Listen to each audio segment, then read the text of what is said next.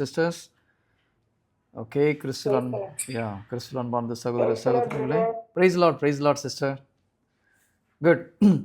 Okay, கிறிஸ்துவில் அன்பார்ந்த சகோதர சகோதரி, நாம் கடந்த 2 வாரமாக விசுவாச போராட்டம் அப்படின்றத குறித்து நம்ம தியானிக்கிறோம். கிறிஸ்தவர்களாக பிறந்தால் கம்பல்சரியாக போராடணும். சரி, இது ரொம்ப ரொம்ப முக்கியம். நிறைய இந்த மனநிலை ஆண்டவர் அதை தான் சொல்கிறார், மனம் மாறுங்கள் அப்படின்னு சொல்கிறார் இல்லையா? அந்த மனம் மாறுங்கள் அப்படின்னா நம்ம திங்க் பண்ணுறத மெத்தடை மாற்றணும். நிறைய பேர் மனம் மாறுறதுன்னா பாவத்துக்கு உட்காந்து அழுறதுன்னு நினச்சிட்ருக்காங்க. ஆக்சுவலாக மனம் மாறுறது நம்ம செஞ்ச பாவத்துக்கு மனம் வருந்தி மன்னிப்பு கேட்பது மிக மிக முக்கியம். அதோடு நிறுத்திடாமல் நம்முடைய மனதை மாற்றணும் இல்லையா? ரிப்பண்ட் அப்படின்னு சொல்லும்போது change of mind, renewing of our mind வந்து ரொம்ப ரொம்ப முக்கியம். இது வரைக்கும் நம்ம எப்படி திங்க் பண்ணிகிட்டு இருக்கோமோ அதே மாதிரி மறுபடியும் திங்க் பண்ணிகிட்டு இருந்தோம்னா நம்முடைய செயலில் மாற்றம் வராது. கரெக்டாக? நீங்கள் பாவம் இப்போ நம்ம ஒரு பாவம் செய்கிறோம், பாவம் செஞ்சுட்டு போய் மன்னிப்பு கேட்குறோம். ஆனால் நம்முடைய மனநிலையை மாற்றலைன்னா அதே பாவத்தை மறுபடியும் செய்வோம். ஏன்னா நம்முடைய ஆக்ஷனை எது கண்ட்ரோல் பண்ணுது? நம்முடைய திங்கிங் தான் கண்ட்ரோல் பண்ணுது. நீங்கள் எதுவுமே திங்க் பண்ணாமல் ஒரு விஷயத்தை செய்ய முடியுமா? நான் திங்க் பண்ணவே இல்லை, ஒரு விஷயத்தை செய்ய முடியுமா? அனிச்சை செயலை தவிர, இப்போ ஒரு நெருப்பில் கை வச்சுட்டு நம்ம டக்குன்னு ரியாக்ட் பண்ணுறோம், அது வேறு. சாதாரணமாக ஒரு காரியத்தை செய்யும்போது நாம் யோசிக்காமல் ஒரு காரியத்தை செய்ய முடியுமா? யாராவது சொல்லுங்கள் பார்க்கலாம். அந்த காரியத்தை முடியாது இல்லையா? அப்போ நம்ம ஆக்ஷன் எங்கேருந்து வருது? நம்முடைய திங்கிங்லேருந்து வருது. அப்போது இப்போ நம்ம பாவம் செய்கிறதுக்கு ஒரு வகையில் திங்க் பண்ணிகிட்டு இருக்கிறோம். அப்போ இந்த திங்கிங்கை மாற்றாமல் பாவத்திலேருந்து வெளியில் வர முடியாது. ஆண்டவர் அதுதான் சொல்கிறார், மனம் மாறுங்கள், உங்களுடைய திங்கிங்கை மாற்றுங்கன்றார். ஸோ திங்கிங்கை மாற்றுறது ரொம்ப ரொம்ப முக்கியம். எப்படி மாற்றுறது? இறை வார்த்தைக்கு ஏற்றபடி நம்முடைய சிந்தனையை நாம் மாற்ற வேண்டும். இதை மாற்றாமல் பாவத்திலேருந்து ஒரு நாளையும் வெளியே வர முடியாது. நம்ம என்னென்னமோ ட்ரை பண்ணி பார்க்கலாம். நீங்கள் தியானத்துக்கு போகலாம், ஃபாஸ்டிங் இருந்து பார்க்கலாம், உடலை உறுத்தி பார்க்கலாம், எல்லாம் அடித்து சாட்டையில் அடித்து பார்க்கலாம், எல்லாம் பண்ணலாம். புனிதர்களுடைய வாழ்க்கையை பார்த்தோம்னா அவங்க ஸ்டார்டிங்கில் அப்படி தான் ட்ரை பண்ணியிருக்காங்க. நிறையா ஃப்ரான்சிஸ் அசிஸருடைய வாழ்க்கையை பார்த்தோன்னா பயங்கர கடுமையான ஒரு வாழ்க்கை. அவருக்கு டேஸ்ட்டாக ஒரு ஃபுட்டு வச்சு, அதை டேஸ்ட்டான ஒரு ஃபுட்டை சாப்பிட்டா என்ன பண்ணுவாருன்னு தெரியுமா? ஒரு கை சாம்பல் எடுத்து அந்த சாப்பாட்டில் போட்டுட்டு அதை மிக்ஸ் பண்ணி சாப்பிடுவாராம். நம்மளாம் நினச்சி பார்க்க முடியாத ஒரு வைராக்கியமாக இருந்திருக்கார் அவர். அதே போல் தேவையில்லாத எண்ணங்கள் வந்ததுன்னா ட்ரெஸ்ஸெல்லாம் கழட்டி போட்டு போய் முள்ளில் போய் விழுந்து அதில் பரலுவாராம். உடம்பு ஃபுல்லாக ரத்தம் வர அளவுக்கு, காயமாகிற அளவுக்கு கஷ்டப்படுவாராம். இதெல்லாம் அவருடைய ஸ்டார்டிங் ஸ்டேஜில் பண்ண விஷயங்கள். ஆனால் ஒரு ஸ்டேஜுக்கு மேலே வரும்போது அவர் என்ன தெரியுமா சொல்கிறாரு? உங்களுடைய எண்ணம் பரலோகத்தை குறித்த மாதிரி வந்துடுச்சுன்னா இதெல்லாம் ஒன்றும் செய்ய வேண்டிய அவசியமே இல்லைன்றார். அதுக்கு இன்னொரு வகையில் சொல்லணும்னா, நம்முடைய எண்ணம் இறை வார்த்தைக்கு ஏற்றபடி வந்துடுச்சுன்னா நம்ம இவ்வளோ கஷ்டப்படணும்னு அவசியம் கிடையாது. புரியுதுங்களா? அதுதான் ஜீசஸ் சொல்கிறார், மனம் மாறுங்கள். உங்களுடைய சிந்தனை எப்பொழுது இறை வார்த்தைக்கு ஏற்றபடி மாறுகிறதோ ஆட்டோமேட்டிக்காக நீங்கள் கடவுள் விரும்புகிறபடி வாழ ஆரம்பிச்சிடுவீங்க. அப்போ எது பெட்டர்? போயிட்டு நம்ம முள்ளில் விழுந்து குத்தி கிழிக்கிறது பெட்டரா, அல்லது இறை வார்த்தையை நம்ம தியானித்து அதன்படி நம்முடைய சிந்தனையை மாற்றுவது பெட்டரா? இதுதான் பவுல் என்ன சொல்கிறாரு, ரோமர் 12வது அதிகாரம் 2வது இறை வார்த்தையில், இந்த உலகத்தின் போக்கின்படி நீங்கள் ஒழுகாதீர்கள், மாறாக உங்களுடைய மனப்பாங்கு புதுப்பிக்கப்பட வேண்டும் இல்லையா? உங்கள் உள்ளம் புதுப்பிக்க பெற்று மாற்றம் அடைவதாகன்றார். ஓகேயா? தமிழில் உள்ளன்னு போட்டிருக்கு, ஆனால் அது ஆக்சுவலாக உள்ளம் கிடையாது, எண்ணம். உங்களுடைய எண்ணம் புதுப்பிக்க பெற்று மாற்றம் அடைவதாக. இங்கிலீஷில் பார்த்தீங்கன்னா ரினியூ யுவர் மைண்டுன்னு தான் போட்டிருக்குது. உங்களுடைய சிந்தனையை நீங்கள் புதுப்பிப்பது அவசியம். ஒரு பிரச்சனை வருது, நம்ம உடனே என்ன பண்ணுறோம்? அந்த பிரச்சனையை கண்ணால் என்ன பார்க்குறோமோ அதை நம்பி நம்ம செயல்படுகிறோம், காதால் கேட்குறத நம்பி செயல்படுகிறோம். ஒரு கிறிஸ்தவன் விசுவாச போராட்டத்தில் தோற்று போகிறதுக்கு ஒரு முக்கியமான காரணம், நம்ம கண்ணால் பார்க்குறதையும் காதால் கேட்குறதையும் வச்சு டிசைட் பண்ணுறோம் இல்லையா? ஆனால் கிறிஸ்தவன் அதை வச்சு டிசைட் பண்ணக்கூடாது. இறை வார்த்தையை கேட்டு அதன்படி அதை வச்சு டிசைட் பண்ணணும். இப்போ ஒரு டாக்டருக்கு ஏதோ ஒரு கட்டி உடம்புல டாக்டர் போய் பார்க்க போகிறோம். டாக்டர் சொல்கிறார், இது கேன்சர் மாதிரி இருக்குது, எதுக்கும் ஒரு பயாப்சி டெஸ்ட் அனுப்பலான்னு சொல்கிறார். இதை கேட்டவுடனே மனசில் என்ன வருது? சந்தோஷமாக துள்ளி குதிக்கிறோமா, இல்லை பயம் வருதா? பயம் வருது. ஏன்னா இந்த வார்த்தை நமக்கு, அந்த டாக்டர் சொன்ன வார்த்தை நமக்கு திரும்பி திரும்பி காதில் ஒழிச்சிக்கிட்டே இருக்குது. இங்கே தான் நம்மளுடைய ப்ராப்ளம். இந்த டாக்டர் சொன்ன வார்த்தை ஒலிக்குதா, இறை வார்த்தை நம்ம காதில் ஒலிக்குதா? ஓகேங்களா? நம்ம இந்த வார்த்தை நிறைய நேரத்தில் நம்ம கஷ்டப்படுறதுக்கு ரீசன் என்னென்னா, மனிதர்கள் சொல்கிற வார்த்தையை நம்ம திரும்ப திரும்ப திரும்ப யோசிக்கிறோம். யாராவது ஒருத்தர் மனசு கஷ்டப்படுற மாதிரி ஒரு வார்த்தையை சொல்லிட்டாங்கன்னா நம்ம மீண்டும் மீண்டும் அதை யோசித்து கஷ்டப்படுறோம் இல்லையா? கணவர் சொன்ன ஒரு கஷ்டமாக, ஒரு மனசு கஷ்டப்படுற ஒரு கணவர் ஒரு வார்த்தையை சொல்கிறார், குறிப்பாக ஒரு சந்தேகப்பட்டு ஒரு வார்த்தையை சொல்கிறார். எத்தனை முறை அதை யோசித்து பார்க்குறாங்க? பார்க்குறீங்களா இல்லையா? இல்லை கோபமாக ஒரு வார்த்தையை சொல்கிறாரு, இல்லை உங்களுடைய அப்பா அம்மாவை குறித்து ஒரு தவறான ஒரு வார்த்தையை சொல்கிறாரு. என்ன ஆகுது? நினச்சி பார்க்குறோமா இல்லையா?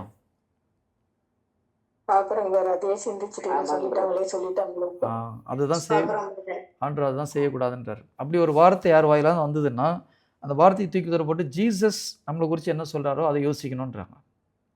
இப்போ நீ ஒன்றும் உருப்பட மாட்டேங்கிற, நீ ஒன்றும் சரியில்லை அப்படின்னு ஒரு வார்த்தையை நம்மளை குறித்து சொல்கிறாங்க. இல்லை ஒரு டீச்சரே சொல்கிறாங்க, நீ மக்கா இருக்கிறடான்னு சொல்கிறாங்க. நம்ம இந்த வார்த்தையை எடுத்துக்கிறதுக்கு பதிலாக கடவுள் நமக்கு என்ன வார்த்தையை சொல்லியிருக்காரோ அந்த வார்த்தையை தியானிக்கணும். ஆண்டவர் நம்மளை பார்த்து என்ன சொல்கிறாரு? நம்மளை படைச்சிட்டு மிகவும் நல்லதாக கண்டார்ன்னு இருக்கு. தொடக்க நூல் 1வது அதிகாரம் 30வது இறை வார்த்தையை பார்த்தீங்கன்னா, 6வது நாள் மனிதனை படைத்து முடிச்சுட்டு ஆண்டவர் என்ன சொல்கிறாரு? அது வரைக்கும் நல்லா இருந்துடாது, கடைசியில் 6வது நாள் மிகவும் நன்றாக உள்ளதுன்னு சொல்கிறார். நம்மளை படிச்சுட்டு அப்படி தான் ஒவ்வொரு மனிதனையும் படைச்சிட்டு ஆண்டவர் என்ன சொல்கிறாரு? சூப்பர்ன்றார். ஆனால் அந்த உலகம் என்ன சொல்லிக் கொடுக்குது? நீ மக்கு, நீ பார்க்குறதுக்கு நல்லா இல்லை, உனக்கு கலர் கம்மியாக இருக்குது, என்னென்னமோ சொல்கிறாங்க உலகத்தில். நம்ம இந்த உலகம் சொல்கிற வார்த்தையை எடுக்கிறோமா, ஆண்டவர் நம்மை குறித்து சொல்கிற வார்த்தையை எடுக்கிறோமா? ஆண்டவர் சொல்கிறார், நீ என் கண்ணில் விலையேற பெற்றவன், விலையேற பெற்றவள்னு சொல்கிறார். நம்ம அதை சிந்திச்சுட்டு இருக்கிறோமா, இல்லை இந்த உலகம் நம்மக்கிட்ட சொன்ன வார்த்தையை சிந்திச்சுட்டு இருக்குமா? கடவுள் சொன்னதை நம்ம சிந்திச்சோன்னா மகிழ்ச்சியும் நம்பிக்கையும் ஆட்டோமேட்டிக்காக வரும். மனிதர்கள் சொல்கிறத சிந்தித்தோம்னா நமக்கு மன கஷ்டமும் வேதனையும் தான் வரும். அதனால் எதை நாம் யோசனை செஞ்சிட்ருக்கோன்றது ரொம்ப முக்கியம். Price the Lord. அப்போது சண்டைக்கு நம்ம மனசு சண்டைக்கு ரெடியாக இருக்கணும், அது ரொம்ப முக்கியம். கிறிஸ்தவ வாழ்க்கை என்பது ஆன்மீக போராட்டம், ஃபிசிக்கல் போராட்டம் கிடையாது. கண்ணுக்கு தெரியாத ஒரு சக்தியோடு போராடுகிறோம். நம்முடைய போராட்டம் இந்த உலகு சார்ந்தது அல்ல. பைபிள் ரொம்ப தெளிவாக சொல்லுது, நமது போராட்டம் இந்த உலகு சார்ந்தது அல்ல. அதுலேயே நம்ம புரிஞ்சுக்க வேண்டியது தான், நம்ம மனிதனோட சண்டை போட வேண்டிய அவசியம் இல்லை, கண்ணில் பார்க்குறதுல சண்டை போட வேண்டிய அவசியம் கிடையாது. காணாத உலகத்தில் நாம் சண்டை போடணும்.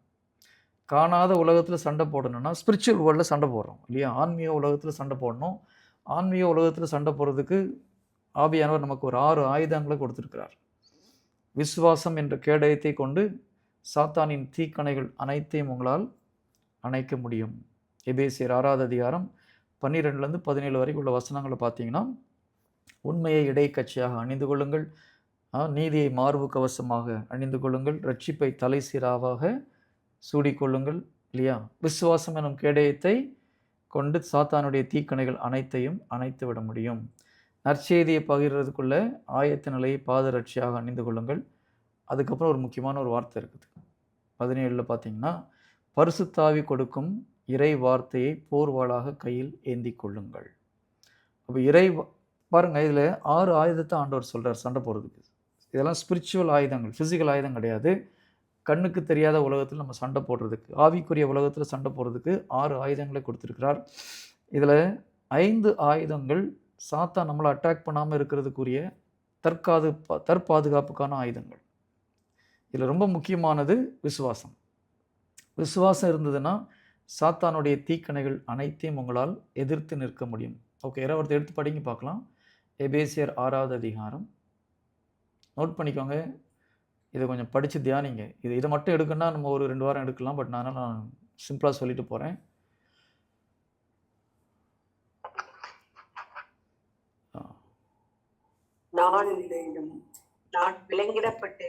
ஓகே, சிஸ்டர் 16 மட்டும் படிங்க சிஸ்டர். எபேசியர் 6:16.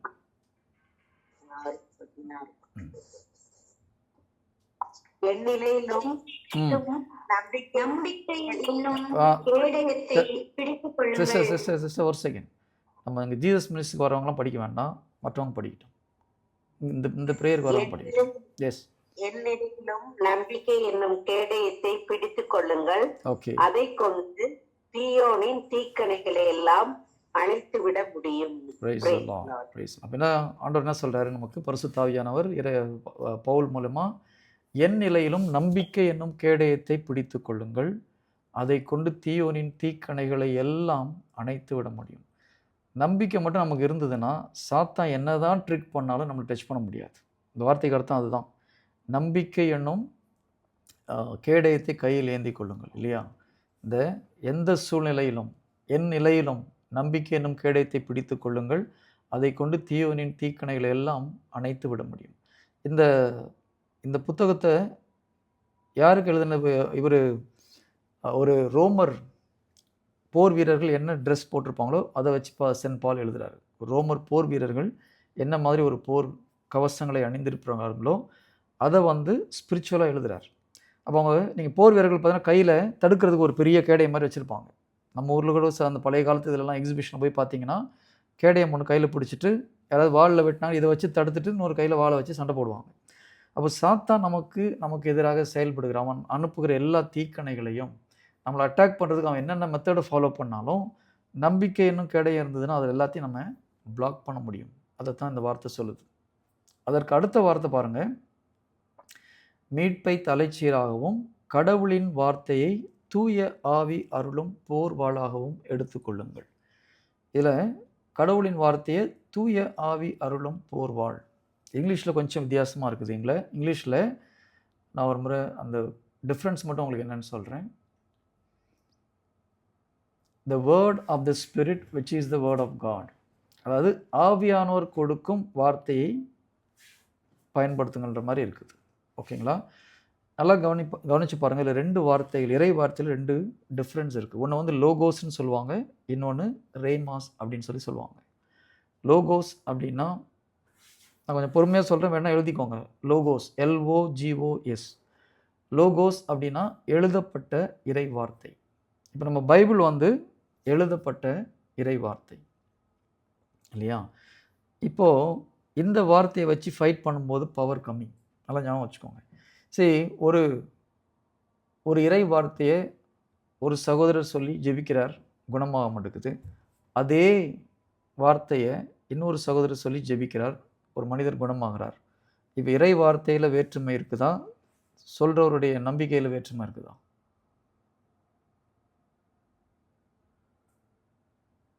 சொல்லுங்க. இறை வார்த்தையில் ஒரு சேஞ்ச் சொல்றவங்களுடைய நம்பிக்கையை பொறுத்து இருக்குது. இறை வார்த்தை வேலை செய்தா வேலை செய்யலையான்னு சொல்லிட்டு. சரி, இறை வார்த்தைக்கு சக்தி கொடுக்கறது நம்முடைய நம்பிக்கை தான். நல்லா நான் மறுபடியும் சொல்கிறேன். அப்போ இறை வார்த்தை சக்தி இல்லையான்னு சொல்லணும் அப்படி நினைக்க வேண்டாம். இறை வார்த்தை ஃபுல் சக்தி உள்ளது. ஆனால் அதை ஆக்டிவேட் பண்ணுறது, அந்த சக்தி, இறை வார்த்தையுடைய சக்தியை வெளிக்கொண்டு வருவது நம்முடைய நம்பிக்கையை பொறுத்து இருக்குது. இப்போது ஒரு உண்மையாக நடந்த ஒரு நிகழ்ச்சி நான் உங்கள்கிட்ட சொல்கிறேன். ஒரு ஊழியக்காரர், அமெரிக்காவில் ஒரு ஃபேமஸ் ஒரு ஊழியர், அவரை பார்க்குறதுக்கு ஒரு அம்மா போகிறாங்க. அவருடைய கணவன் பேர் குடிகாரர்.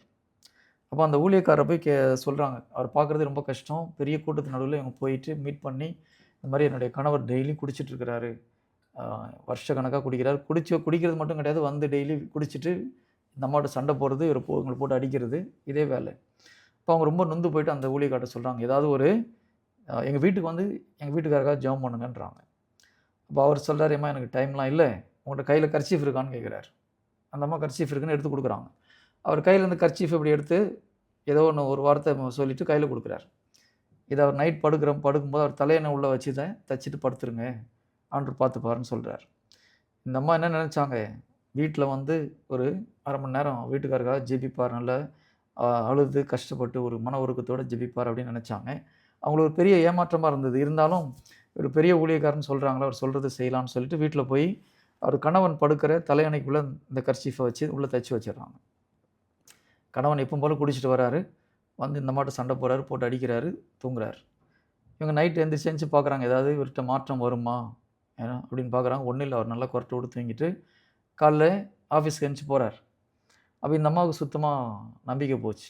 இப்போ அந்த ஊழியக்காரர் திட்டுறாங்க, இந்த ஆள் என் கஷ்டம் தெரியாமல் ஒரு வீட்டுக்கு ஜெபம் பண்ணுவார்னு பார்த்தா அசால்ட்டாக சும்மா ஒரு கர்ச்சீஃபை கையில் கொடுத்து விட்டாரு அப்படின்னு சொல்லி மனசில் கஷ்டப்பட்டுட்ருக்குறாங்க. இப்போது வேலைக்கு போன கணவர் நார்மலாக ஒரு 6 மணிக்கு வராருன்னா அன்றைக்கி 3 மணிக்கே வீட்டுக்கு வரார். கதவு தட்டார், பார்த்தா சட்டைக்கட்டுலாம் கிழிஞ்சு போயிருக்கார், உடம்பெல்லாம் ஒரே ரத்தம். இவங்களுக்கு ஒன்றும் புரியல, என்ன ஆச்சுன்னு கேட்குறாங்க.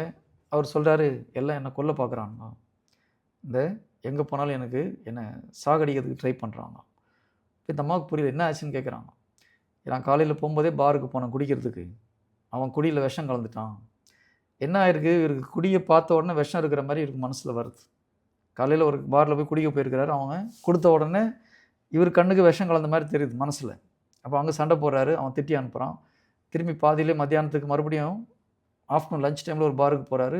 அங்கேயும் இதே மாதிரி போய் சண்டை போட்டு, அங்கே நீ என்னை கொல்ல ட்ரை பண்ணுற, குடியில் வந்து விஷம் கலந்து கொடுக்குறேன்னு சொல்லி அந்த பாரில் உள்ள ஆளுகிட்ட சண்டை போட்டு அவங்க அடித்து திருப்பி இங்கே அனுப்பிச்சி விட்ருக்காங்க. இப்போ தான் அந்த அம்மாவுக்கு புரியுது, ஏதோ ஒன்று வேலை செய்யுது இல்லையா.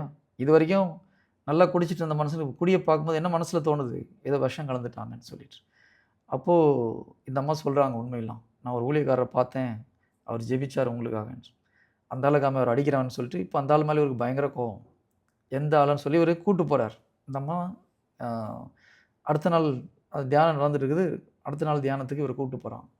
இவர் அந்த ஊழியக்காரர் பக்கத்தில் வந்தானே சைலண்ட்டாக பொட்டி பாமா அடங்கிட்டார். கடவுளுடைய வல்லமை அந்த ஊழியக்காரர் இருந்ததுனால. அப்போ போயிட்டு ஒரு மன்னிப்பு கேட்டு கடவுளை ஏற்றுக்கொள்கிறார். இந்த அம்மாவுக்கு பயங்கர ஆச்சரியம், என்னடா இந்த ஆள் ஒன்றுமே ஜெபம் பண்ணல, சும்மா அப்படி கையை தூக்கிட்டு ஏதோ ஒன்று ஒரு வார்த்தை என்னமோ சொன்ன மாதிரி இருந்தது. அப்போ அந்த ஊழியர் போய் கேட்குறாங்க, பிரதர் நீங்கள் என்ன தான் ஜெபம் பண்ணீங்க இவருக்காக? நான் எத்தனையோ வருஷ கணக்காக இவருக்காக ஜெபம் பண்ணியிருக்கேன், ஒன்றும் நடக்கலை. நீங்கள் சும்மா ஒரு செகண்ட் இப்படி ஏதோ பண்ணீங்க, சரியாகி போச்சு, அவர் கம்ப்ளீட்டாக புதிய ஒரு மனிதனாக மாறிட்டாரு அப்படின்னு சொல்லி கேட்குறாங்க. அப்போ அவர் சொல்ல, நான் ஒன்றும் சொல்லலம்மா, என் நாமத்தில் எதை கேட்டாலும் செய்வேன்னு சொன்னீங்க ஆண்டவரே, இந்த ஆள் இதோட குடியை நிறுத்திட்டோன்னு சொல்லிட்டு உன் கையில் கொடுத்தேன், வேறு ஒன்றும் பண்ணலன்றார். இந்த வார்த்தைக்கு நமக்கு தெரியுமா தெரியாதான்? இயேசு கிறிஸ்து நாமத்தில் எதை கேட்டாலும் இந்த வார்த்தை எல்லாருக்கும் தெரிஞ்ச வார்த்தை தான். இதை வச்சு எத்தனையோ முறை ஜெபம் பண்ணுறோம். ஆனால் அவர் ஒரு வார்த்தை அவர் ஜெபிக்கும் பொழுது ஒரு பெரிய அற்புதம் நடக்குது. மற்றவங்க ஜெபிக்கும் போது அந்த அற்புதம் நடக்கலைன்னா வார்த்தையில் டிஃப்ரென்ஸ் கிடையாது. அந்த வார்த்தையை சொல்லும் பொழுது நம்ம எந்த நம்பிக்கையோடு சொல்லுகிறோமோ அதுதான் நம்மளை வேற்றுமைப்படுத்துகிறது. இறை வார்த்தை வல்லமையானது. அந்த வல்லமையை வெளிக்கொண்டு வருவது நம்முடைய நம்பிக்கை. ஓகேங்களா? அதனால் நம்ம இறை வார்த்தையை பயன்படுத்தும் போது நடந்துச்சுன்றது உறுதியாக நம்பினோம்னா அது நிச்சயமாக மிகப்பெரிய ஒரு அற்புதத்தை கொண்டு வரும். அதுதான் இங்கே ஆண்டவர் சொல்கிறாரு, இறை வார்த்தையை 2 வகையான வார்த்தைகள் ஒன்று இருக்குது. ஒன்று எழுதப்பட்ட இறை வார்த்தை. இப்போ நம்ம ஒரு வார்த்தையை அறிக்கை பண்ணுவோம். ஒரு பண கஷ்டத்தில் இருக்கிற ஒரு மக்களுக்கு நம்ம ஒரு வார்த்தையை கொடுக்குறோம். பிலிப்பியர் 4:19 இதை அறிக்கை பண்ணுங்க. என்ன சொல்லுது அந்த வார்த்தை? என் ஆண்டவர் இயேசு கிறிஸ்துவின் வழியாக தம் ஒப்பற்ற செல்வத்தை கொண்டு எங்கள் தேவைகள் அனைத்தையும் நிறைவு செய்வார். இது இந்த வார்த்தை பணத்துக்கு மாத்திரம் இல்லை. இந்த வார்த்தை என்ன சொல்லுது? என் ஆண்டவர் இயேசு கிறிஸ்துவின் வழியாக. அப்போ ஆண்டவர்ன்றது யாரை குறிக்குதுங்க? பிதாவாகிய சர்வேஸ்வரன் இயேசு கிறிஸ்து வழியாக தம் ஒப்பற்ற செல்வத்தை கொண்டு, யாருடைய செல்வத்தை கொண்டு? பிதாவுடைய செல்வத்தை கொண்டு இயேசு கிறிஸ்து வழியாக என்னுடைய தேவைகள் அனைத்தையும் சந்திப்பார். இப்போ இந்த வசனம் என்ன சொல்லுது? தேவைகள் அனைத்தையும் சந்திப்பார்னு இருக்குது. வெறும் பண கஷ்டம் மாத்திரம் கிடையாது. அப்போ நீங்கள் பூரணமாக விசுவசித்தீங்கன்னா இந்த வார்த்தையை எந்த தேவைக்கும் பயன்படுத்தலாம். பண கஷ்டத்துக்கும் பயன்படுத்தலாம், பையனுக்கு படிப்பு வரல அதுக்கும் பயன்படுத்தலாம், குடும்பத்தில் சமாதானம் இல்லை அதுக்கும் பயன்படுத்தலாம். உங்களுக்கு என்ன தேவையோ அந்த எதற்காக இருந்தால் இந்த வார்த்தையை பயன்படுத்தலாம். இப்போது நீங்கள் இந்த வார்த்தையை அறிக்கை பண்ணும்போது இது சாதாரண ஒரு எழுதப்பட்ட இறை வார்த்தையாக தான் இருக்குது. ஆனால் இதை நீங்கள் சொல்லி விசுவசிக்கும் பொழுது, நம்பும் பொழுது இந்த வார்த்தை உங்களுடைய இருதயத்திலே எழுதப்பட வேண்டும். அது ரொம்ப முக்கியம். சரி, நம்ம இந்த வார்த்தை அறிக்கை பண்ணும்போது என்ன ஆகுது? நம்மளுக்கு மனசில் கொஞ்சம் நேரத்தில் மனப்பாடம் ஆகுது. ஆனால் இங்கே இருக்கிற வார்த்தை நம்முடைய இருதயத்துக்கு போகணும். எப்போ இருதயத்துக்கு போகணும்னா, நாம் எப்பொழுது இந்த வார்த்தையை முழுமையாக நம்புகிறோமோ அப்பொழுது இந்த வார்த்தை இருதயத்துக்கு போகும். அப்போ நம்ம ஒரு சில வார்த்தையை அறிக்கை பண்ணுங்கன்னு சொல்லும்போது சில சகோதரர்கள் வந்து கேட்குறாங்க, பிரதர் நான் இதை டெய்லி அறிக்கை பண்ணுறேன், ஒன்றும் நடக்க மாட்டேங்குது பிரதர். நல்லா ஞாபகம் வச்சுக்கோங்க, வார்த்தையை அறிக்கை பண்ணால் நடந்துட போகிறது கிடையாது. வார்த்தையை விசுவசித்தால் நீங்கள் கேட்குறது நடக்கும்.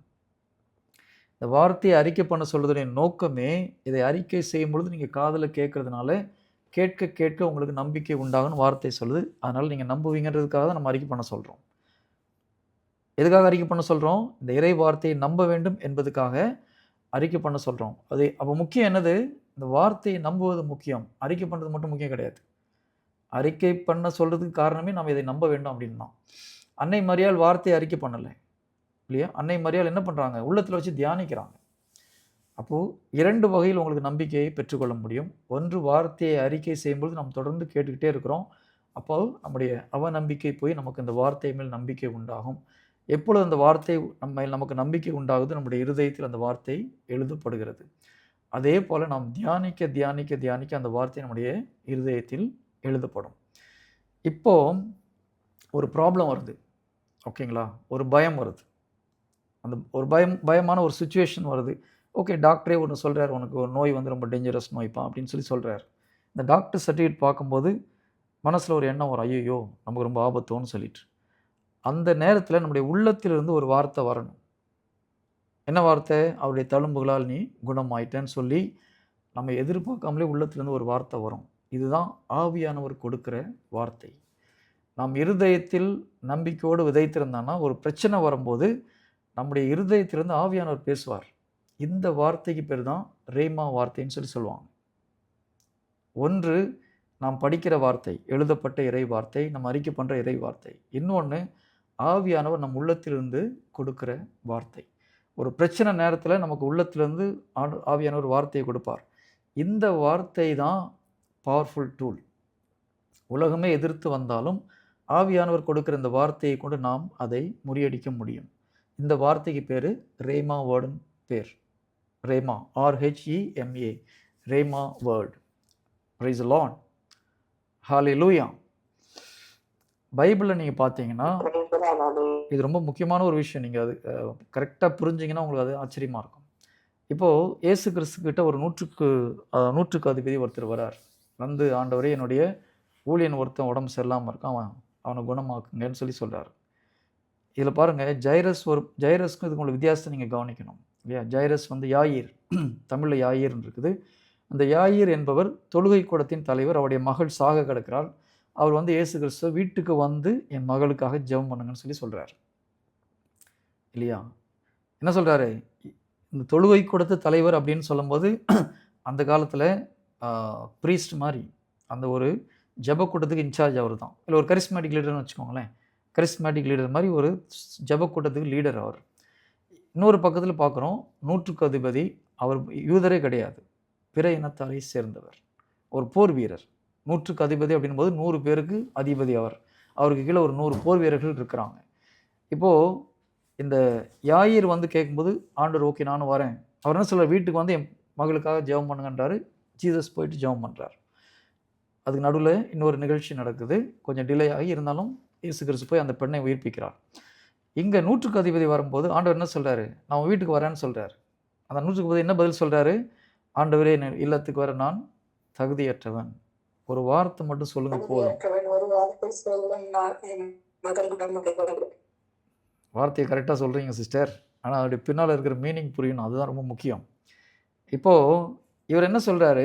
ஒரே ஒரு வார்த்தை, இந்த வார்த்தையை கூட நீங்கள் கரெக்டாக கவனித்து பார்த்தீங்கன்னா நூற்றுக்கு அதிபதி ரொம்ப பெருமையாக பேசுகிற மாதிரி இருக்கும். இதை சொல்கிறதுக்கு முன்னாடி நூற்றுக்கு அதிபதி என்ன சொல்கிறாரு? நான் ஒரு அதிகாரி, நான் ஒருத்தனை போனால் போவான், ஒருத்தனை வானா வருவான், கரெக்டாக. அதுக்கப்புறம் நீங்கள் ஒரு வார்த்தை சொல்லுங்கள் அப்படின்றாரு.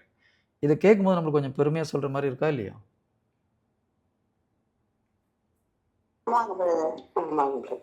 எத்தனை பேருக்கு அப்படி தோணுச்சு? இதை படிக்கும்போது ஏன் இருந்தாலும் இப்படி இதெல்லாம் சொல்கிறாரு? நான் ஒருத்தனை போவான், வானா வருவான், அவருடைய பெருமையை சொல்கிற மாதிரி சொல்கிறாருன்னு சொல்லி எத்தனை பேருக்கு தோணுச்சு இதை படிக்கும்போது? யாருக்கும் தோணல? உங்களுக்கு தோணுச்சு. Very good. அந்த ஓகே, அந்த மாதிரி நம்மளுக்கு ப்ரைஸ் லார்ட் சிஸ்டர், அந்த மாதிரி நம்மளுக்கு ஒரு டிஃப்ரென்ஸ் தோணுச்சு. நம்ம அதை தியானித்து பார்க்கணும். ஆக்சுவலாக என்ன நடக்குதுன்னா, அவர் வந்து இந்த வார்த்தையை சொல்கிறார், நான் வந்து ஒருத்தனை அதிகாரத்துக்கு உட்பட்டவன், ஒருத்தனை போனால் போவான், வானா வருவான், அதே போல் உங்களுக்கு இந்த அதிகாரம் இருக்குன்னு சொல்கிறான். அதுதான் அவனுடைய மீனிங். அவனுடைய மீனிங் என்ன? எனக்கு கீழே 100 வேலைக்காரன் இருக்கிறான், 100 போர் வீரர்கள் இருக்கிறாங்க. அந்த போர் வீரர் நான் ஒரு இடத்துக்கு போன்னு சொன்னால் போவான், வான்னு சொன்னால் வருவான். அதே போல் இந்த நோய் உமக்கு கட்டுப்பட்டது, உங்களுடைய அதிகாரத்துக்கு கட்டுப்பட்டது. அதனால் நீங்கள் வரணும்னு இல்லை, என்ன மாதிரி ஒரு வார்த்தையை சொன்னீங்கன்னா அந்த நோய் அதுலேருந்து அவன் விடுபட்டுருவான். இதை மீன் பண்ணி தான் அவர் சொல்கிறார் இல்லையா? எப்பேற்பட்ட ஒரு நம்பிக்கை பாருங்கள். இதை பார்த்து தான் இயேசு கிறிஸ்து ஆச்சரியப்படுறார். ஸ்பிரிச்சுவல் அத்தாரிட்டினா என்னன்றது அவனுக்கு தெளிவாக புரிஞ்சுது. இதுக்கு பேர் என்னது? நமக்கு கடவுள் கொடுத்துருக்கிற அதிகாரம். இயேசு கிறிஸ்துவுக்கு பிதா கொடுத்துருக்கிற அதிகாரம் என்னன்றது அவனுக்கு புரிஞ்சுது.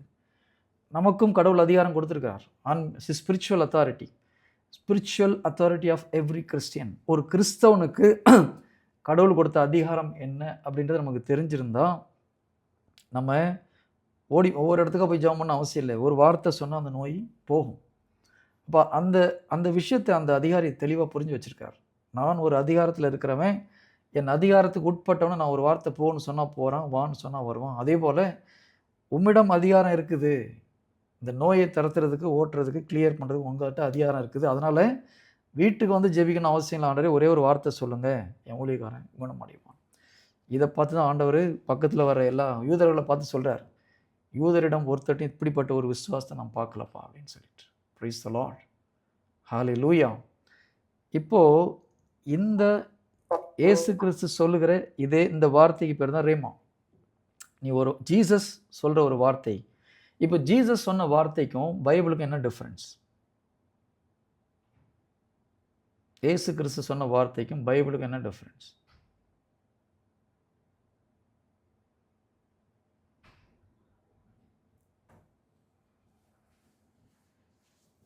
நல்லா சைலண்டாக இருக்கிறீங்க. இயேசு கிறிஸ்து பேசிய வார்த்தைக்கும் ரெண்டும் ஒண்ணு கிடையாது சிஸ்டர்.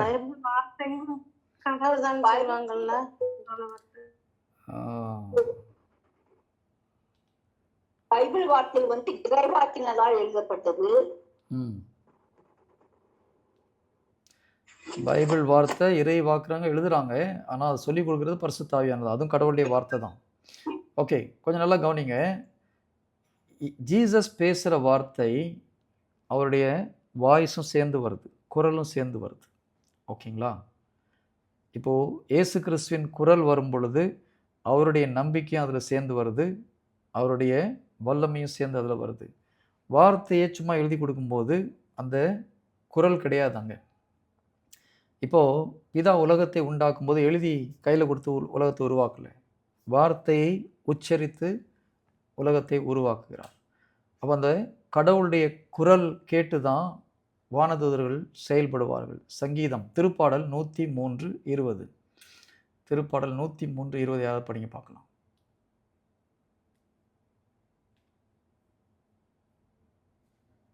இந்த வித்தியாசம். ஓகே, ஒரு செகண்ட் ஜஸ்ட் நீங்கள் படிக்க வேணாம், இங்கே வந்து இதுக்கு ப்ரேயருக்கு வரவங்க படிக்கட்டும். நீங்கள் ஏற்கனவே உங்கள் குரூப்பில் வந்து நான் நிறைய முறை பேசியிருக்கேன், அதனால் உங்களுக்கு இந்த விஷயங்கள்லாம் தெரியும். புதுசாக வந்தவங்க அதில் நான் பார்ட்டிசிபேட் பண்ண ஆசைப்பட்றேன். நிறைய பேர் சைலண்ட்டாக இருக்கிறாங்க, வீடியோ ஆன் பண்ண மாட்டேங்கிறாங்க, அதுக்காக மற்றவங்களை படிக்க சொல்கிறேன். நான் நல்லா கவனிச்சுக்கோங்க. ஒன்று வந்து எழுதப்பட்ட இறை வாக்கினர்களால் எழுதப்பட்டது, ஆனால் அது பரிசுத்தாவி தான் தூண்டுதலை கொடுக்குறாரு, அது கடவுளுடைய வார்த்தை, ஒரு சந்தேகமும் கிடையாது. ஆனால் இந்த கடவுளுடைய வார்த்தைக்கு உயிரூட்டுவது நம்முடைய நம்பிக்கை, அல்லது அந்த வல்லமையை வெளிக்கொண்டு வருது நம்முடைய நம்பிக்கை. இப்போ ஜீசஸ் பேசும்போது அவருடைய நம்பிக்கை அதில் சேர்ந்து வருது இல்லையா? இயேசு கிறிஸ்துவின் குரல் வரும் பொழுது அவருடைய நம்பிக்கையும் சேர்ந்து அதில் வருது. அதனால் அந்த அவர் சொல்கிற வார்த்தை முழுக்க 100% நடைபெறுகிறது. ஆனால் எழுதப்பட்ட வார்த்தை இயேசு கிறிஸ்துவின் வார்த்தையை போல நடக்கணும்னா நம்மகிட்ட அந்த நம்பிக்கை இருக்கணும். ஓகே, இந்த வார்த்தை இப்போ யாராவது ஒருத்தர் படிங்க பார்க்கலாம். திருப்பாடல் 103:20. அவர் தம் சொற்கேட்டு நடக்கும் தூதர்களே அவரை அவர்கள் சொற்கேட்டு நடக்கும் வலிமை மிக்கோரை ஆண்டவரை போற்றுங்கள். ஓகே, ஓகே, நம்ம 19 இருந்து படிக்கலாம். ஆண்டவர் தம் அரியணையை விண்ணகத்தில் நிறுவியுள்ளார், அவரது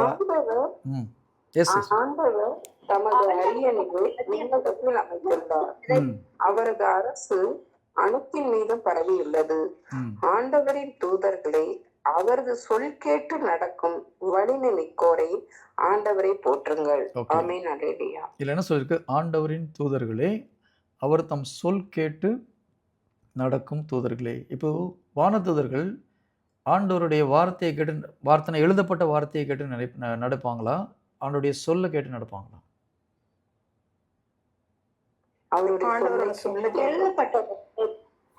எழுதப்பட்ட வார்த்தை கிடையாது, ஆண்டவர் பேசுகிற வார்த்தையை கேட்டு அதை செய்கிறாங்க. ஒளி உண்டாகட்டும் அப்படின்றாரு, ஒளி உண்டாகுது இல்லையா? ஆண்டவர் என்ன வார்த்தையை உச்சரிக்கிறாரோ அதை செயல்படுத்துவது இந்த வானதூதர்கள். அவர் சொல்கிற வார்த்தையை கேட்டு நடக்கிறாங்க. இப்போது எபிரேயர் 1வது அதிகாரம் 14வது இறை வார்த்தை அப்படின்னு பார்க்கலாம். சாரி, நாட் எபிரேயர், எபிரேயர் 1. ஒரே செகண்ட் நான் செக் பண்ணிக்கிறேன். எஸ், எபிரேயர் 1:14.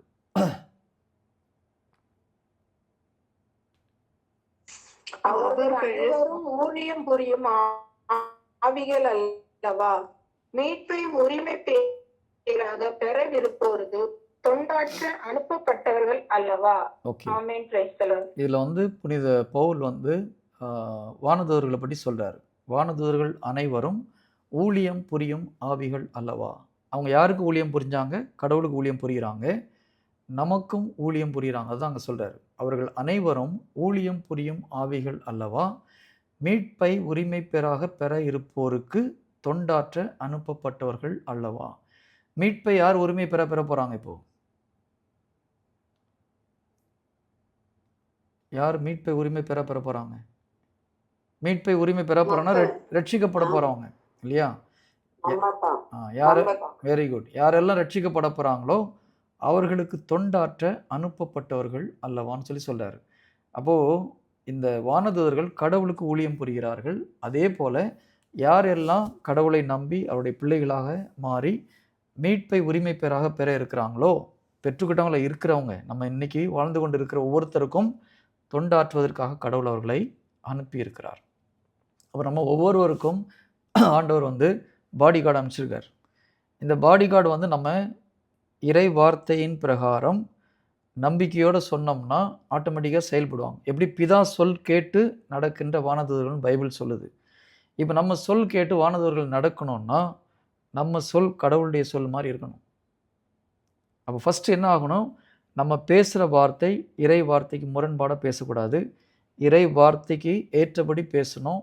அதே நேரத்தில் நம்பிக்கையோடு பேசும் பொழுது இந்த வார்த்தை கடவுளின் வார்த்தையாக வானதூதர்கள் எடுத்துக்கொள்வார்கள். நான் மறுபடியும் சொல்கிறேன், நீங்கள் ஒரு விஷயம் ஓகே, இயேசு கிறிஸ்து நாமத்தில் இந்த நோய் வெளியேறட்டும்னு சொல்லும்போது இது இறை வார்த்தைக்கு முரண்பாடாக இருக்கா, சரியாக இருக்கா? இந்த நோயை துரத்துறதுக்கு உங்களுக்கு அதிகாரம் இருக்கா?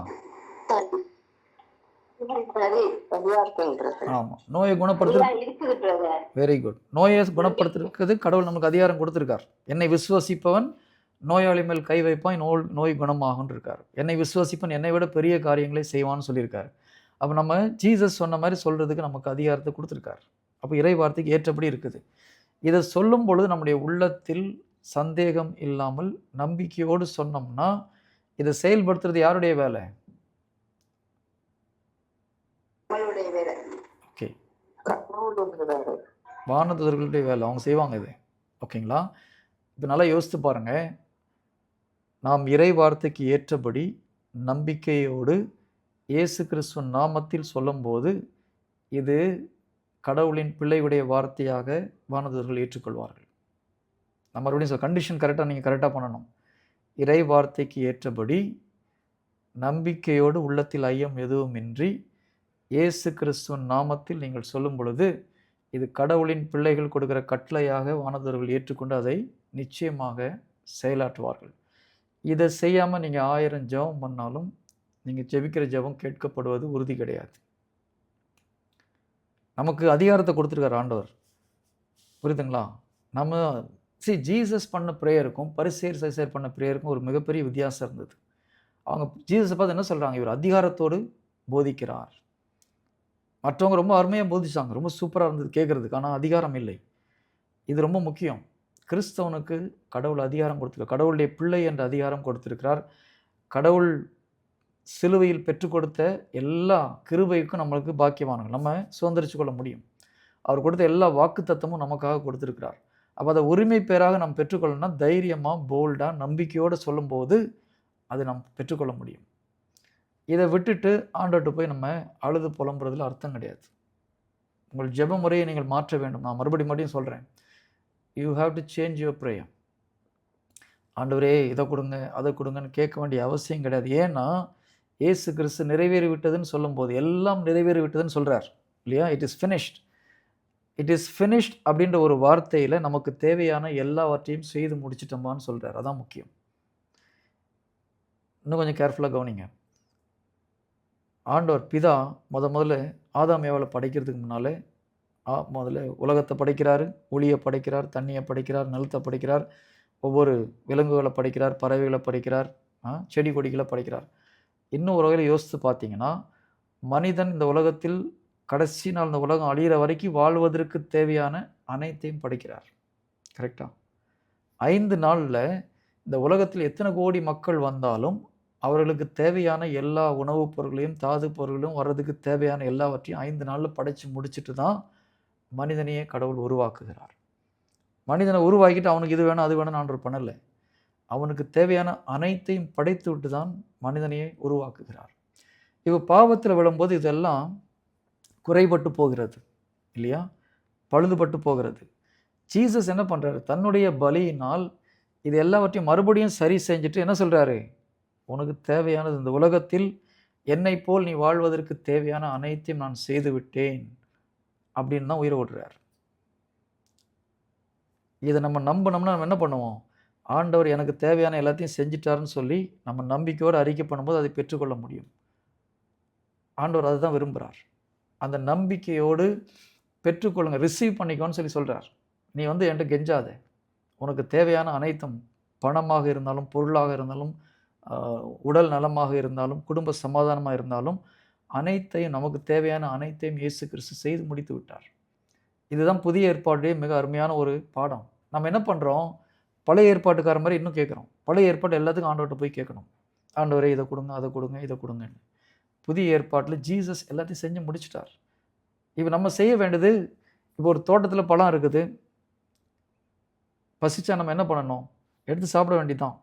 நம்ம அதை செய்ய மாட்டேங்கிறோம், ஆண்டவரே நீங்கள் எடுத்து கொடுங்கன்னு கேட்குறோம். அது சரி கிடையாது. நம்பிக்கையில் நமக்கு அந்த பழத்தை நமக்கு ஆண்டவர் கொடுத்துட்டாருன்னு நம்ம நம்ப மாட்டேங்கிறோம். அதனால் என்ன சொல்கிறோம், நீங்களே எடுத்து கொடுங்க, நாங்கள் எங்களுக்கு கிடைக்குமா கிடைக்கலான்னு தெரியல, நீங்கள் கொடுத்துட்டீங்களான்னு நாங்கள் நம்பலைன்றோம். அதனால தான் சொல்கிறோம், உங்கள் ஜெப முறையை நீங்கள் மாற்ற வேண்டும். புதிய ஏற்பாடு பிரகாரம் கடவுள் நமக்கு தேவையான அனைத்தையும் கொடுத்து விட்டார். ஆவிக்குரிய அனைத்து ஆசீர்வாதங்களும் கொடுக்கப்பட்டாயிற்று, பூலோக ஆசீர்வாதமும் கொடுக்கப்பட்டாயிடுச்சு. கலாத்தியர் 3:13-14 வசனம் பார்த்தோம்னா என்ன சொல்லுது, மரத்தில் தொங்க விடப்பட்டோர் சபிக்கப்பட்டோர் என்று எழுதியுள்ளவாறு கிறிஸ்து நமக்காக சாபத்துக்குள்ளாகி நம்மை சட்டத்தின் சாபத்திலிருந்து விடுவித்து விட்டார்.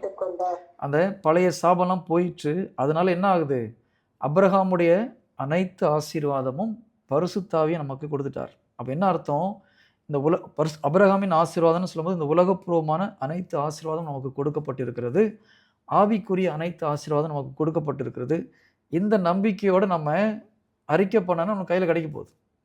ஆண்டவர் எனக்கு கொடுத்துட்டார் அப்படின்னு நம்ம கொடுத்துட்டா கிடைச்சிருச்சுன்னா எப்படி நம்ம பிஹேவ் பண்ணுமோ அதே மாதிரி நீங்கள் பிஹேவ் பண்ணிங்கன்னா உங்களுக்கு ஆட்டோமேட்டிக்காக அது கிடைக்கும். அதனால தான் ஆண்டவர் என்ன சொல்ல, நீங்கள் ஜெபிக்கும் போது பெற்றுக்கொண்டீர்கள் என்று நம்புங்கள், அப்போ நீங்கள் அதை பெற்றுக்கொள்ள முடியும். ஏன்னா ஏற்கனவே கொடுத்துட்டார் ஆண்டவர். பிரைஸ் தி லார்ட், ஹல்லேலூயா. நான் சொல்றது எத்தனை பேருக்கு புரியுது?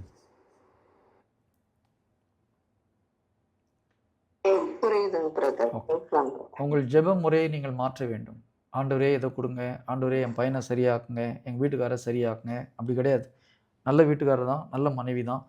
நீங்கள் என்ன பண்ணணும், ஆண்டவரே நல்ல மனைவியை கொடுத்ததுக்கு நன்றி ஆண்டவரே, இதை நம்பி சொல்ல ஆரம்பிச்சிங்கன்னா எப்பேற்பட்ட மனைவியாக இருந்தாலும் நல்ல மனைவி ஆகிடுவாங்க, எப்பேற்பட்ட கணவனாக இருந்தாலும் நல்ல கணவனாக மாறிட போகிறாங்க. ஏன் தெரியுமா, நீங்கள் சொல்கிறது நடக்குன்றார். நீங்கள் மார்க் 11:23 பார்த்தீங்கன்னா, இந்த மலையை பார்த்து நம்பிக்கையோடு உள்ளத்தில் ஐயம் எதுவுமின்றி நீ இந்த பேர்ந்து கடலில் போய் விழு என்று கூறினால் என்ன ஆகும்? கடைசி வார்த்தை அது அப்படியே நடக்கும். அப்படி கிடையாது. படிங்க பார்க்கலாம், யாராவது மார்க் 11:23 படிங்க. அதான் இறை வார்த்தையில் நீங்கள் கரெக்டாக கேர்ஃபுல்லாக படி. அதான் கூர்ந்து கவனித்து படிக்கும்போது அது சொந்தமாக்கிக்க முடியும் நம்மளால். ஒவ்வொரு வார்த்தை, ஒவ்வொரு லெட்டரும் இம்பார்ட்டன்ட். பைபிள் ஒவ்வொரு புள்ளியும் இம்பார்ட்டன்ட். அப்படி தான் சொல்கிறார். ஒவ்வொரு எழுத்தும் புள்ளி கம்மா கூட அழிஞ்சு போயிடாதுரா, ஏன்னா ஒவ்வொன்றுக்கும் மீனிங் உண்டு. மார்க் 11:23 கடைசி வார்த்தை சென்டென்ஸை படிங்க பார்க்கலாம். உறுதியாக உங்களுக்கு சொல்கிறேன், எவரேனும் இந்த மலையை பார்த்து பெயர்ந்து கடலில் விழு என கூறி தாம் சொல்லியது நிறைவேறும் என தாம் உள்ளத்தில் ஐயம் எதுவும் இன்றி நம்பினால் அவர் சொன்னவாறே நடக்கும். ஆமென், அல்லேலூயா. கடைசியில் என்ன சொல்றாரு, நீங்க சொன்னபடி நடக்கும். என்ன அர்த்தம்? நீங்க என்ன சொன்னாலும் நிறைவேறும் என தம் உள்ளத்தில். உள்ளத்தில் டவுட் இல்லாமல் நம்பிக்கையோடு நீங்கள் என்ன சொன்னாலும் நடக்கும். என்ன சொன்னாலும் நடக்கும். ஆனால் ஒரே ஒரு கண்டிஷன், கடவுளே திட்டத்துக்கு உகந்ததாக இருக்கணும். இதை தான் யோவான் சொல்கிறார். 1 யோவானில் சொல்கிறாரு, நாம் கேட்பது கடவுளுடைய திட்டத்திற்கு உகந்ததாக இருந்தால் அது நமக்கு கிடைக்கும் என்பதை நாம் அறிவோம். அவர் நடக்கும்னு சொல்ல நமக்கு தெரியும்பா அதெல்லாம். அவ்வளோ கான்ஃபிடென்ட்டாக சொல்கிறார் இல்லையா? ஏன்னா அவர் அனுபவத்தில் சொல்கிறார். நம்ம கேட்குறது கடவுளுடைய திட்டத்திற்கு உகந்ததாக இருந்தால் நிச்சயம் அது கிடைக்கும், நமக்கு தெரியும். நமக்கு தெரியும்னா என்ன அர்த்தம்? நாங்கள் நிறைய முறை அந்த மாதிரி வாங்கியிருக்கோம், அதனால் எங்களுக்கு அது தெரியுன்றார். இப்படி இருக்கணும் நம்முடைய ஜெப வாழ்க்கை, நம்முடைய கிறிஸ்துவ வாழ்க்கை. நான் கேட்டால் கொடுப்பாருப்பா, அந்த மாதிரி இருக்கணும். அப்படி இருக்கணும்னா என்ன பண்ணணும்? நம்மளுக்கு அந்த நம்பிக்கை இருக்கணும். நான் கேட்டேன்னா கொடுப்பாரு. ஏன்னா அவர் கொடுத்துட்டார் ஏற்கனவே. நம்ம நம்பிக்கையோடு அறிக்கை செய்யணும். நீ சொன்னவாறு நடக்கும். என்ன சொல்கிறீங்களோ அது நடக்கும். எப்போ? நான் முதல்ல சொன்னது போல, நீங்கள் சொல்கிற வார்த்தை கடவுளுடைய வார்த்தைக்கு உகந்ததாக, கடவுளுடைய திட்டத்திற்கு உகந்ததாக, நம்பிக்கையோடு உள்ளத்தில் ஐயம் எதுவுமின்றி நீங்கள் சொன்னீங்கன்னா நீங்கள் சொன்னவாறு நடக்கும் இல்லையா? நேற்று ஒரு சகோதரிக்கு நாங்கள் ஜெபம் பண்ணோம். அவங்களுக்கு பீரியட்ஸ் ப்ராப்ளம்னு சொல்லிட்டு, இந்த சகோதரி, இங்கே இருக்கிற ஒரு சகோதரிக்கு பெயின் ஆட்டோமேட்டிக்காக நின்று போச்சு. இப்போ இந்த பாருங்கள், வார்த்தையை நம்ம ஒருத்தருக்கு அறிவிக்கும் போது அது இன்னொருத்தர் நம்பும்போது அவங்களுக்கும் அந்த வார்த்தை பலன் கொடுக்கிறது இல்லையா? இப்போ இந்த வார்த்தை சொல்லும்போதே நம்ம சொல்கிறது நடக்குது. கரெக்டாக? அந்த வார்த்தைக்கு வல்லமை உண்டு. அந்த வல்லமை வெளிப்படுறதும் வெளிப்படாமல் இருக்கிறது நம்முடைய நம்பிக்கையில் இருக்குது. Praise the Lord. ஹல்லேலூயா. சரி, கிறிஸ்துவ வாழ்க்கைன்றது அவ்வளோ சூப்பர் வாழ்க்கை. உண்மையிலே சொல்கிறேன். நீங்கள் சொல்கிறது நடக்குது இல்லையா? எவ்வளோ பெரிய விஷயம். பவுல் ஒரு இடத்துல சொல்கிறாரு, நாங்கள் பிச்சைக்காரங்க மாதிரி இருக்கிறோம், நாங்கள் ஏழைகள் தான், ஆனால் நாங்கள் பலரை செல்வந்தர்களாக மாற்றியிருக்கிறோன்றார். என்ன சொல்கிறார்? நாங்கள் ஏழைகள் ஆக இருக்கிறோம், ஆனால் பலரை செல்வந்தராக மாற்றியிருக்கிறோம். இந்த வார்த்தையை பார்க்கும்போது எனக்கு படிக்கும்போது ரொம்ப ஆச்சரியமாக இருந்தது. அவர் என்ன சொல்கிறார்? நாங்கள் ஏழையாக தான் இருக்கிறோம், காசு இல்லாமல் இல்லை, அவங்க தேவையில்லைன்னு இருக்கிறாங்க. நிறைய பணம் வந்தால் கடவுளை விட்டுருவோன்றதுனால இருக்கிறது போதும், சிம்பிளான ஒரு வாழ்க்கை போதும்னு வாழ்கிறார் அவர். அதனால் என்ன சொல்கிறாரு? நாங்கள் ஏழையாக தான் வாழ்கிறோம், ஆனால் பலரை செல்வந்தர்களாக மாற்றியிருக்கிறோம். அதுக்கு என்ன அர்த்தம் தெரியுமா? ஆண்டவரே, இவனை உலக செல்வத்தெல்லாம் ஆசீர்வாதம் பண்ணுங்க ஆண்டவரே, ஒரு பிளஸ் பண்ண முடிஞ்சு போச்சு, அவன் கோடீஸ்வரன் ஆகிடுவான். எவ்வளோ பெரிய வல்லமை நம்முடைய வார்த்தைக்கு. பவுல் சொன்னால் நடக்குது, நம்ம சொன்னால் நடக்குமா நடக்காதா? நடக்கும். அதுக்கு ஒரே ஒரு கண்டிஷன், இந்த ஸ்டெப்ஸ் இதுதான். நீங்கள் நம்பிக்கையோடு சொல்லணும், டவுட் இருக்கக்கூடாது, இயேசு கிறிஸ்து நாமத்தில் சொல்லணும். ஏன்னா நமக்கு வல்லமை கிடையாது, அவருடைய நாமத்தை பயன்படுத்தும் பொழுது அந்த வல்லமை வெளிப்படுகிறது. இப்போ ஜீசஸ் சொன்னதுக்கு நம்ம சொல்றதுக்கு ஒரே ஒரு வித்தியாசம் உண்டு. இயேசு கிறிஸ்து அவர் பேசுகிற வார்த்தை தான் இறை வார்த்தை. இறை வார்த்தை அவர் நம்பிக்கையோடு சொல்லும்போது நடக்குது. நம்ம சொல்லும்போது அந்த வார்த்தையை நம்பிக்கையோடு சந்தேகம் இல்லாமல் சொல்லணும். ஆனால் இயேசு கிறிஸ்து நாமத்தில் சொல்கிறேன்னு சொல்லணும். ஏன்னா அவர்கிட்ட இருந்தால் அந்த வல்லமை வரப்போகுது, நம்மகிட்ட இருந்து வரப்போகிறது கிடையாது. வித்தியாசம் அது மாத்திரம்தான். இதை சொல்லும் பொழுது இயேசு கிறிஸ்து சொல்லும்போது என்ன வல்லமை வெளிப்பட்டதோ அதே வல்லமை நாம் சொல்லும் போதும் வெளிப்படும். ஏன் தெரியுமா? இரண்டையும் செயலாற்றுவது பரிசுத்த ஆவியானவர் தான். இயேசு கிறிஸ்துக்குள் இருந்த பரிசுத்த ஆவியானவர் அதை செயல்படுத்தினார். நமக்குள்ள அதே பரிசுத்த ஆவியானவர் இருக்கிறதுனால அதே வல்லமை நமக்குள்ள இருக்கிறது. இப்போ ஜீசஸ்குள்ள இருந்த பவர் நம்மகிட்ட இருக்குன்னா நிறைய பேருக்கு ஆச்சரியமா இருக்கும். எத்தனை பேருக்கு அதை நம்ப முடியுது? இயேசு கிறிஸ்துக்குள்ள இருந்த வல்லமை எனக்கு இருக்குப்பா அப்படின்னு சொல்றது நம்ப முடியுதா? யோசித்து பாருங்க. நீங்கள் தனியாக உட்காந்து இதெல்லாம் தியானிக்கணும். ஜீசஸ்குள்ளே இருந்த பவர் நமக்குள்ளே இருக்கா அப்படின்னு யோசித்து பார்த்தீங்கன்னா உண்மையிலேயே நமக்கு இதெல்லாம் நம்ம தியானிக்கும் போது தான் இந்த நம்முடைய மனசு மாறும். நிறைய பேர் எப்படி இருக்கீங்க பிரதர்? ஏதோ இருக்கிறோம் பிரதர், இப்படி சொல்லிட்டு இருந்தால் நீங்கள் வார்த்தையை நம்பவே இல்லைன்னு அர்த்தம் இல்லையா? கரெக்டாக. நான் ஒரு முறை கோவாவுக்கு ஒரு தியானத்துக்கு போனேன். அங்கே ஒரு சகோதரர் அவர் யாருன்னே தெரியும். அவர் ஒரு டிரைவர் ஆக்சுவலாக. ஆனால் நிறைய கடவுளால் தொடப்பட்டு நிறைய ஊழியங்களை செய்கிறார். மக்களை அந்த தியான சென்டருக்கு கொண்டு வரவர். அவர் அங்கே வந்து ஹலோ பிரதர், ப்ரைஸ் எல்லாம். நானும் ப்ரைஸ் எல்லாருன்னேன். ஹவ் ஆர் யூ அப்படின்னாரு. ஐ ஆம் ஃபைன்னு. நான் திரும்பி அவர் ஹவ் ஆர் யூ பிரதர்னு. அவர் ஐ ஆம் பிளஸ்ட், ஐ ஆம் அனாயிட்டட், ஐ ஆம் ஹோலி, ஐ ஆம் பவர்ஃபுல். ஒரு 5-10 நிமிஷம் பேசுகிறார் அவர் பாட்டுக்கு. வாயிலேருந்து என்ன வார்த்தை வருது? ஐ ஆம் அனாயிட்டட், ஐ ஆம் பிளஸ்ஸட், ஐ ஆம் பவர்ஃபுல், ஐ ஆம் ஒண்டர்ஃபுல் அப்படின்னு நான் பார்த்துட்டு இருந்தேன். ஆஹா, சூப்பராக இருக்குதே. இப்படி அறிக்கை பண்ணால் அந்த மனுஷன் அவர் ஆட்டோமேட்டிக்காக ஒண்டர்ஃபுல்லாக தான் இருப்பார். கரெக்டுங்களா? ஆனால் நம்மளை யாராவது கேட்டால் எப்படி பதில் சொல்கிறோம்? சிஸ்டர் எப்படி போகுது வாழ்க்கை? போகுது பிரதர், ஏதோ ஓடுது. இதிலே தெரியுது இல்லையா நம்ம என்ன எப்படி நம்புகிறோம், அவர் எதை நம்புகிறாருன்னு சொல்லிட்டு. உள்ள நமக்குள்ள கடவுள் இருக்கிறார், அவருடைய வல்லமை இருக்குதுன்றது நம்ம நம்பினோம்னா நம்முடைய வார்த்தை வேற மாதிரி வரும். Price the Lord. ஹalleluya.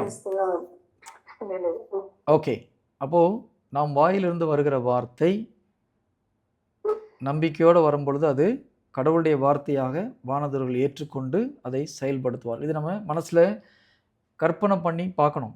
உண்மையில் அதுதான் நடக்குது. நீங்கள் நிறைய பேர் இறை வார்த்தையை சொல்லி ஜெபிக்கிறாங்க, ஒன்றும் ஆக மாட்டேங்குது.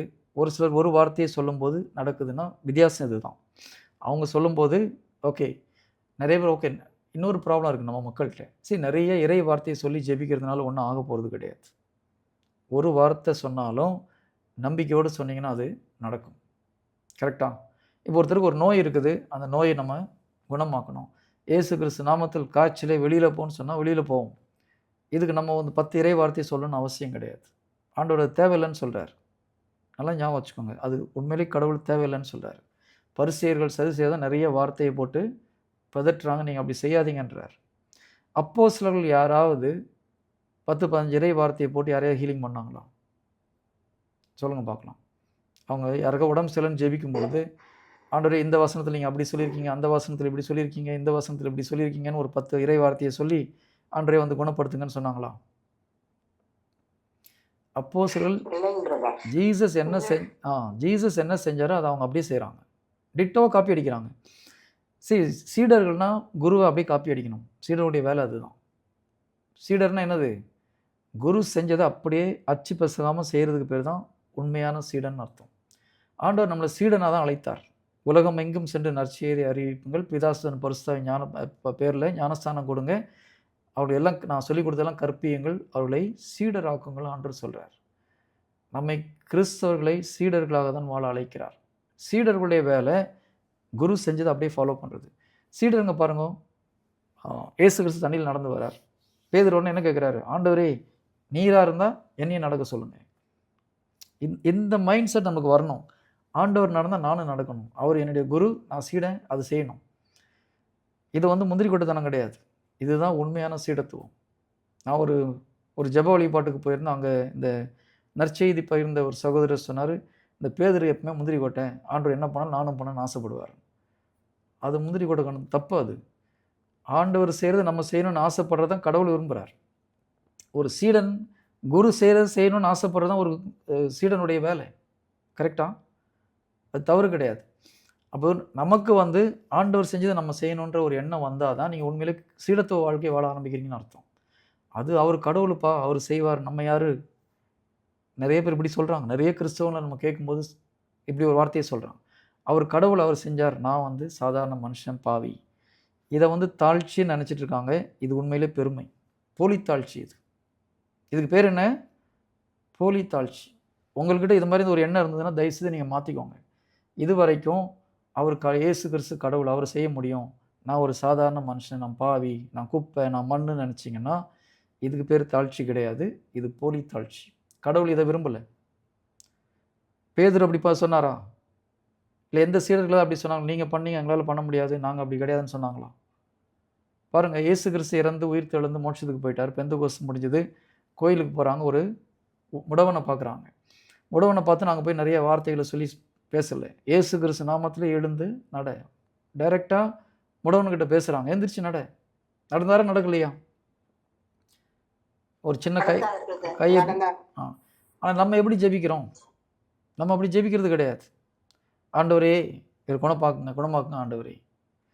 சரி, இந்த ஜெப மெத்தட் தப்பு. நம்ம அதை நான் உங்களை குறை சொல்லலை, தயவுசெய்து தப்பாக நினச்சிக்காதீங்க. நீங்கள் இந்த மெத்தடை மாற்றணும். நம்ம எல்லாம் ஆண்டவர்கிட்ட கேட்குறோம், ஆண்டவரே ஆண்டவர் குணப்படுத்தின வேலை முடிஞ்சு போச்சு. இப்போ நம்மளை என்ன சொல்கிறாரு?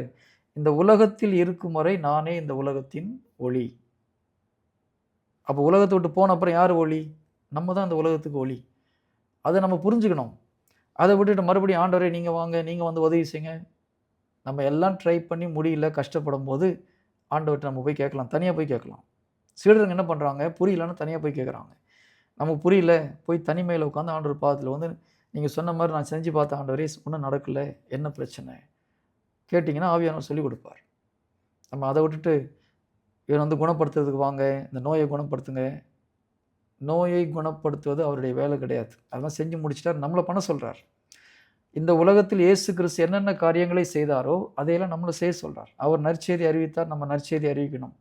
பரலோக ராஜ்யத்தை குறித்து மற்ற நற்செய்தி கிடையாது, அவருக்கு தெளிவாக சொல்கிறார். பரலோக ராஜ்யத்தை குறித்த நற்செய்தியை நான் மற்ற நகரங்களுக்கும் அறிவிக்க வேண்டும்.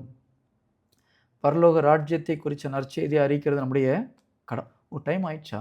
சாரி, எக்ஸஸ் ஆயிடுச்சுன்னு நினைக்கிறேன். ஜஸ்ட் டைம் ஆயிடுச்சோ? நான் பழைய டைமில் ஓடிட்டுருக்கேன்னு நினைக்கிறேன். ஓகே, நம்ம இன்றைக்கி முக்கியமாக ஃபோக்கஸ் பண்ண விரும்புகிறது சண்டை போடணும். Spiritual battle is very very important. நம்ம கண்ணில் பார்க்குறத காதில் கேட்குறத வச்சு சண்டை போடக்கூடாது. இறை வார்த்தையை கொண்டு சண்டை போடணும். நம்ம அந்த ஆர்மர் ஆஃப் காட்னு சொல்லுவாங்க, படைக்கலன்கள், 6 வகையான படைக்கலன்களை கொடுத்துருக்கிறார். நம்ம நம்பிக்கையை கொண்டு எல்லா சாத்தானுடைய தீக்கணைகளை அணைத்து விட முடியும். இறை வார்த்தையை கொண்டு நம்ம போர்க்கருவியாக கையில் ஏந்தி சாத்தானை துரத்த முடியும், அவனுடைய செயல்களை ஒழிக்க முடியும். இதில் rhema words and logos word நம்ம ரெண்டையும் பார்த்தோம். அதை நான் மறுபடியும் அடுத்த வாரம் கொஞ்சம் டீப்பாக எடுத்துகிட்டு அதில் நம்ம கண்டினியூ பண்ணலாம். ஃபஸ்ட் திங், சண்டை போடுற மனநிலை வரணும் நமக்கு. கிறிஸ்துவ வாழ்க்கை என்பது சாத்தானோட சண்டை போடுறது. ஓகேங்களா? இறை வார்த்தையை கொண்டு ஆவிக்குரிய உலகத்தில் சண்டை போடுற அந்த ஒரு மனநிலை நமக்கு வந்தால் தான் ஜீசஸ்ட்டு போய் கேட்குறத விட்டுட்டு நமக்கு அதிகாரம் கொடுத்துருக்கிறார். நமக்கு கொடுத்த அதிகாரத்தை நாம் தைரியத்தோடு நம்பிக்கையோடும் பயன்படுத்தும் பொழுது நமக்கு தேவையான அனைத்தையும் பெற்றுக்கொள்ள முடியும். Price the Lord. எஸ். இதில் யாருக்காவது சந்தேகம் இருந்தால் கேட்கலாம் சிஸ்டர்ஸ். Any doubt? 7:30. ஓ, 9:30 ஆயிடுச்சு. ஓகே, நான் க்ளோஸ் பண்ணிட்டு மாஸ்டர். அப்போ